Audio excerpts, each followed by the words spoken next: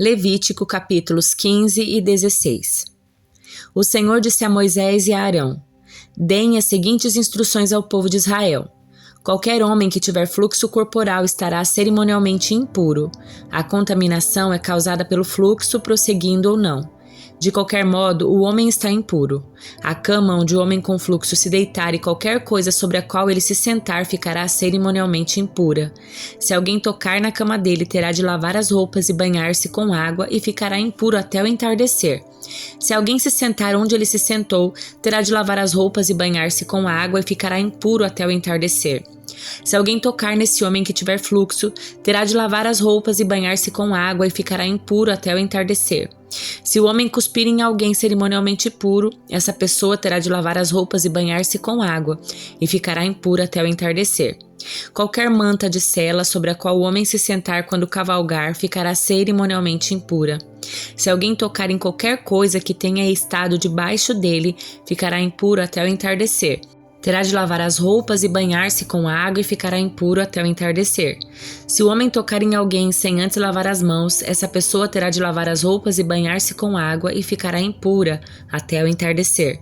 Qualquer vasilha de barro em que o homem tocar terá de ser quebrada e qualquer utensílio de madeira em que o homem tocar terá de ser lavado com água. Quando o fluxo do homem cessar, ele contará 7 dias para o período de purificação. Em seguida, lavará suas roupas e se banhará em água limpa e ficará cerimonialmente puro. No 8º dia, pegará 2 rolinhas ou 2 pombinhos, se apresentará diante do Senhor à entrada da tenda do encontro e entregará suas ofertas ao sacerdote. O sacerdote apresentará uma ave como oferta pelo pecado e a outra como holocausto. Desse modo, o sacerdote fará expiação pelo homem diante do Senhor por causa do fluxo. Quando o homem expelir sêmen, lavará o corpo todo com água e ficará cerimonialmente impuro até o entardecer.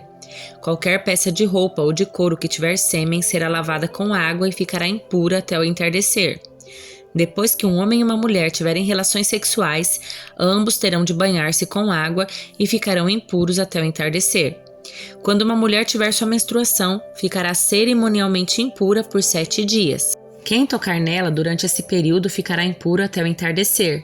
Qualquer coisa sobre a qual a mulher se deitar ou se sentar durante a menstruação ficará cerimonialmente impura. Se alguém tocar na cama dela, terá de lavar as roupas e banhar-se com água e ficará impuro até o entardecer.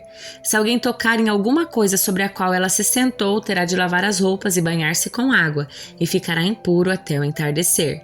Isso inclui a cama e qualquer outro objeto sobre o qual ela tenha se sentado. Se alguém os tocar, ficará impuro até o entardecer. Se um homem tiver relações sexuais com ela e o sangue dela o tocar, a impureza menstrual será transmitida para ele. Ficará impuro por 7 dias e qualquer cama onde ele se deitar ficará impura. Se uma mulher tiver por muitos dias um fluxo de sangue que não seja menstruação normal, ou se ela continuar a sangrar depois da menstruação normal, ficará cerimonialmente impura. Enquanto durar o sangramento, a mulher ficará impura como acontece durante a menstruação. Qualquer cama onde ela se deitar e qualquer objeto sobre o qual ela se sentar durante esse período ficará impuro como em sua menstruação normal. Se alguém tocar nessas coisas, ficará cerimonialmente impuro. Terá de lavar as roupas, banhar-se com água e ficará impuro até o entardecer. Quando o sangramento da mulher parar, ela contará 7 dias e depois estará cerimonialmente pura. No 8º dia, tomará 2 rolinhas ou 2 pombinhos e os entregará ao sacerdote à entrada da tenda do encontro. O sacerdote apresentará uma das aves como oferta pelo pecado e a outra como holocausto. Desse modo, o sacerdote fará expiação por ela diante do Senhor por causa da impureza cerimonial causada pelo sangramento. Agindo assim, você manterá os israelitas separados da impureza cerimonial. Do contrário, eles morreriam por sua impureza, contaminaria meu tabernáculo que está no meio deles. Essas são as instruções referentes a qualquer pessoa que tenha um fluxo que sai do corpo, seja um homem que está impuro por expelir sêmen ou uma mulher durante sua menstruação. Aplicam-se a qualquer homem ou mulher que tiver fluxo e ao homem que tiver relações sexuais com uma mulher cerimonialmente impura. O Senhor falou com Moisés depois que os 2 filhos de Arão morreram ao entrar na presença do Senhor. Disse o Senhor a Moisés: Avise seu irmão Arão que não entre quando bem entender no lugar santíssimo, atrás da cortina interna. Se o fizer, morrerá. Ali fica a tampa da arca, o lugar de expiação, e eu mesmo estou presente na nuvem sobre a tampa da arca. Quando Arão entrar no santuário, seguirá todas as instruções. Levará um novilho para oferta pelo pecado e um carneiro para o holocausto. Vestirá a túnica sagrada de linho e a roupa de baixo de linho diretamente sobre a pele. Amarrará na cintura o cinturão de linho e colocará na cabeça o turbante de linho. As roupas são sagradas de modo que ele deverá se banhar com água antes de vesti-las. Arão receberá da comunidade de Israel 2 bodes para uma oferta pelo pecado e um carneiro para o holocausto. Arão apresentará seu próprio novilho como oferta pelo pecado para fazer expiação por si mesmo e por sua família. Em seguida, pegará os 2 bodes e os apresentará ao Senhor à entrada da tenda do encontro.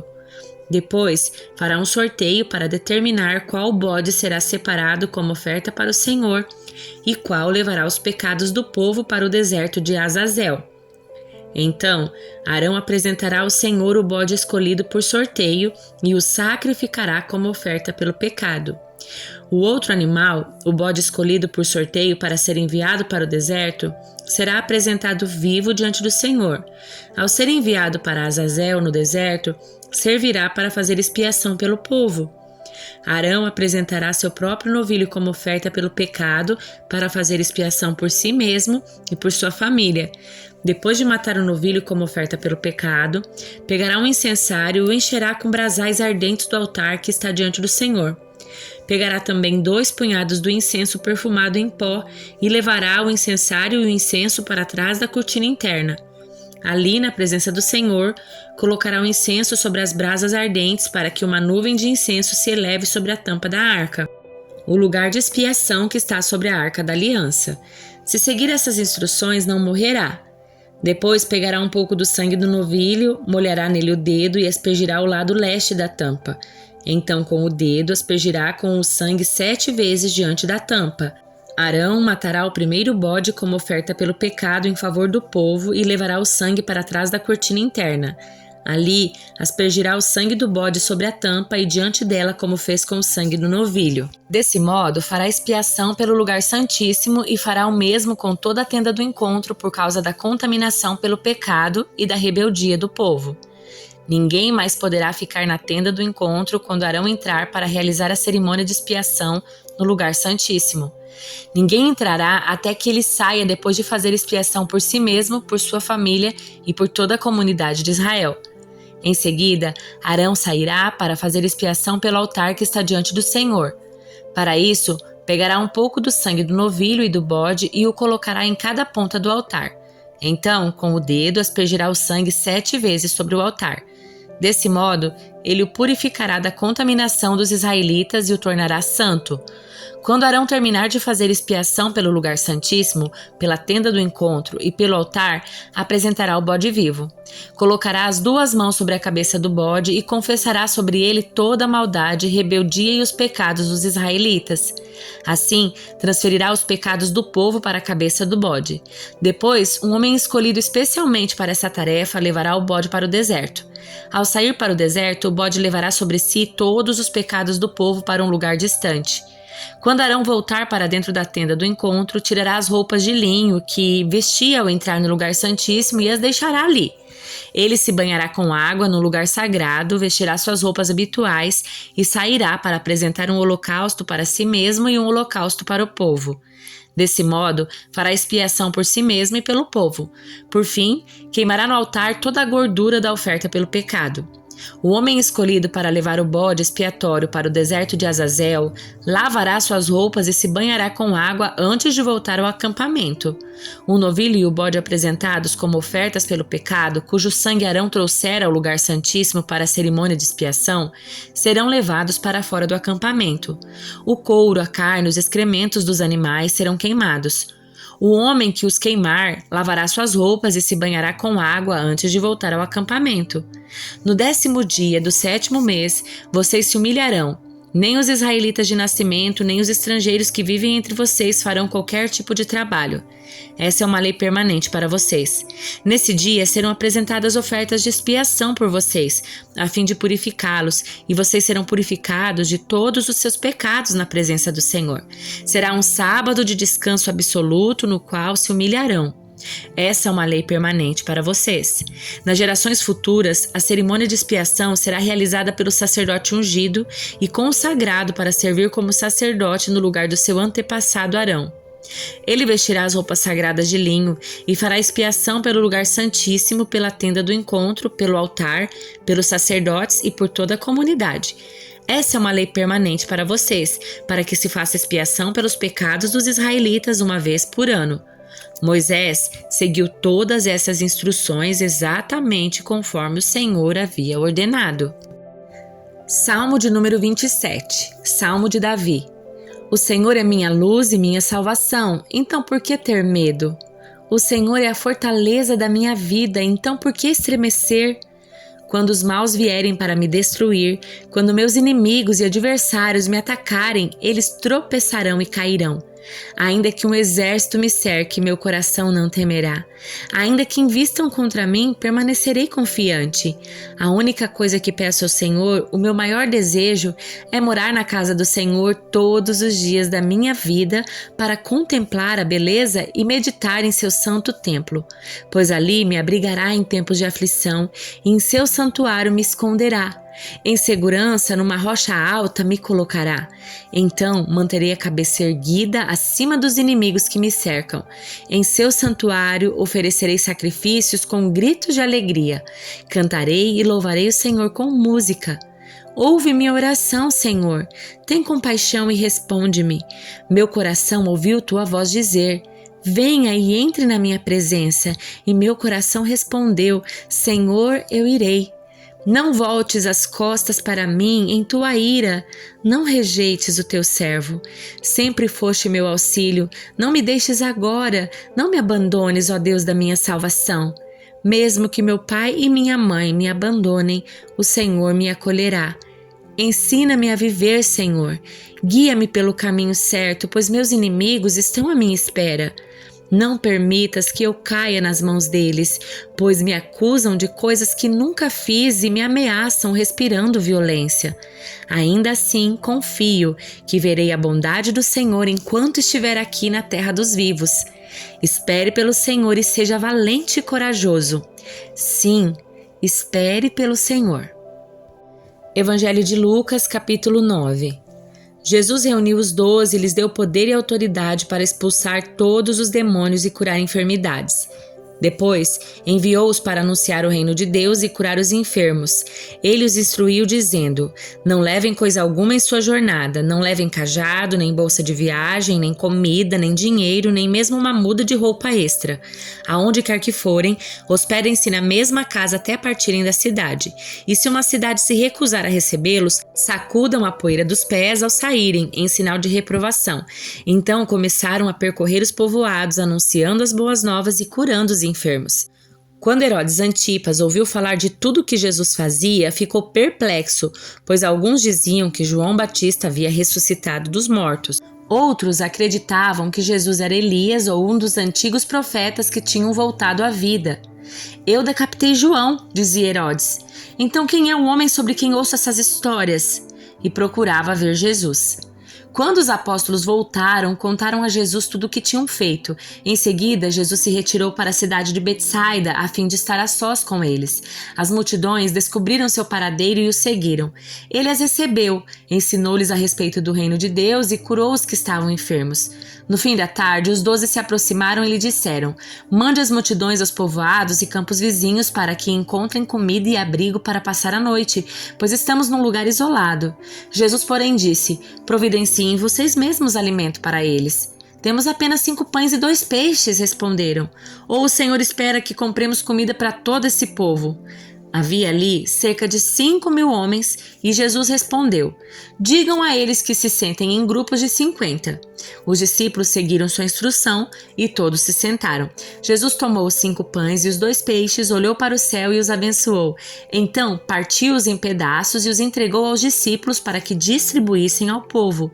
Todos comeram à vontade e os discípulos encheram ainda 12 cestos com as sobras. Certo dia, Jesus orava em particular, acompanhado apenas dos discípulos. Ele lhes perguntou: quem as multidões dizem que eu sou? Os discípulos responderam: alguns dizem que o Senhor é João Batista, outros que é Elias e ainda outros que é um dos profetas antigos que ressuscitou. E vocês? Perguntou ele. Quem vocês dizem que eu sou? Pedro respondeu: o Senhor é o Cristo, enviado por Deus. Jesus advertiu severamente seus discípulos de que não dissessem a ninguém quem ele era. É necessário que o Filho do Homem sofra muitas coisas, disse. Ele será rejeitado pelos líderes do povo, pelos principais sacerdotes e pelos mestres da lei. Será morto, mas no 3º dia ressuscitará. Disse ele à multidão: se alguém quer ser meu seguidor, negue a si mesmo. Tome diariamente sua cruz e siga-me. Se tentar se apegar à sua vida, perderá, mas se abrir mão da sua vida por minha causa, salvará. Que vantagem há em ganhar o mundo inteiro, mas perder ou destruir a própria vida? Se alguém se envergonhar de mim e da minha mensagem, o Filho do Homem se envergonhará dele quando vier em sua glória e na glória do Pai e dos santos anjos. Eu lhes digo a verdade: alguns que aqui estão não morrerão antes de ver o reino de Deus. Cerca de 8 dias depois, Jesus levou consigo Pedro, João e Tiago a um monte para orar. Enquanto ele orava, a aparência do seu rosto foi transformada e suas roupas se tornaram brancas e resplandecentes. De repente, Moisés e Elias apareceram e começaram a falar com Jesus. Tinham um aspecto glorioso e falavam sobre a partida de Jesus que estava para se cumprir em Jerusalém. Pedro e os outros lutavam contra o sono, mas acabaram despertando e viram a glória de Jesus e os 2 homens que estavam com ele. Quando Moisés e Elias iam se retirando, Pedro, sem saber o que dizia, falou: Mestre, é maravilhoso estarmos aqui. Vamos fazer 3 tendas. Uma será sua, uma de Moisés e a outra de Elias. Enquanto ele ainda falava, uma nuvem surgiu e os envolveu, enchendo-os de medo. Então uma voz que vinha da nuvem disse: Este é meu filho, meu escolhido, ouçam-no. Quando a voz silenciou, só Jesus estava ali.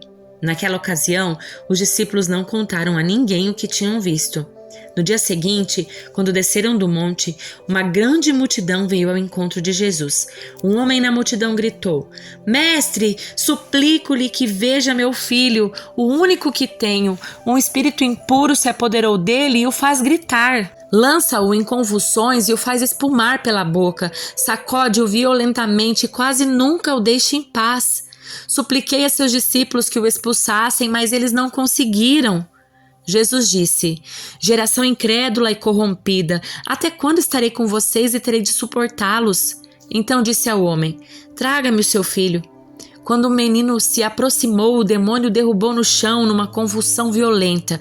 Jesus, porém, repreendeu o espírito impuro, curou o menino e o devolveu ao pai. Todos se espantaram com a grandiosidade do poder de Deus. Enquanto todos se maravilhavam com seus feitos, Jesus disse aos seus discípulos: Ouçam-me e lembre-se do que lhes digo. O Filho do Homem será traído e entregue em mãos humanas. Eles, porém, não entendiam essas coisas. O significado estava escondido deles, de modo que não eram capazes de compreender e tinham medo de perguntar. Os discípulos começaram a discutir sobre qual deles seria o maior.